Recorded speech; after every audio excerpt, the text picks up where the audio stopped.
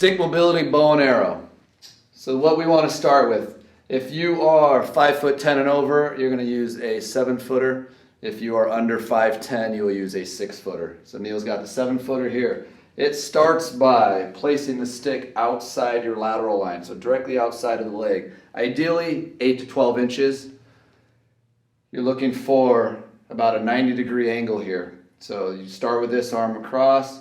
We get that bow loaded here. Now he's going to take his opposite arm, so he's going to take that left arm, reach it up, go across the body over the head, and a thumbs down position.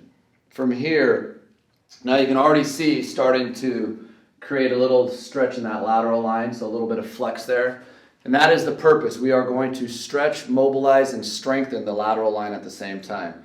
So now that he's got his bow loaded here, he's going to take a deep breath in, and then he's going to exhale as he pushes that stick away. So this is why we need that nice flex in our stick that's strong enough to hold it, so he can put fascial tension into this line as he's stretching here. Then he's going to come back out of it. Ideally we do about a 3 to 5 second hold, maybe up to 10 seconds if you're further away, to really hold a stretch in longer. If we're trying to activate, 3 to 5 seconds is plenty. So he's going to do it again. He loads that bow. We're making sure every time between each rep you spin the stick for stick safety, stick care. So he's going to load again. Now here's the real purpose. The purpose isn't so much about how far we bend the stick. It's how much fascial tension we can create in the line. So pushing and driving the body and the hips away. That's far more important than how far we bend the stick. Okay.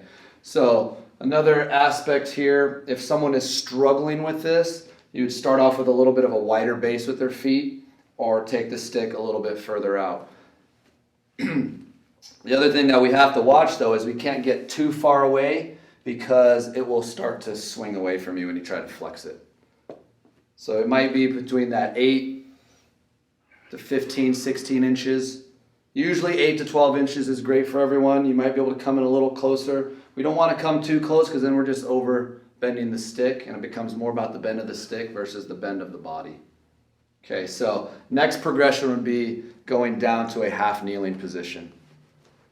So in most cases for a lot of exercises, more foundational is on the ground, from kneeling positions. In this case, this is actually a harder version of the bow and arrow when you go to a half kneeling. You actually get even a deeper stretch, more resistance, a little bit harder to push it out. So you saw Neil went to a shorter stick now, so it's got to match the length of our arm and where we are.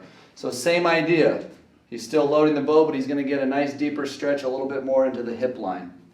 So he'll come back out of that.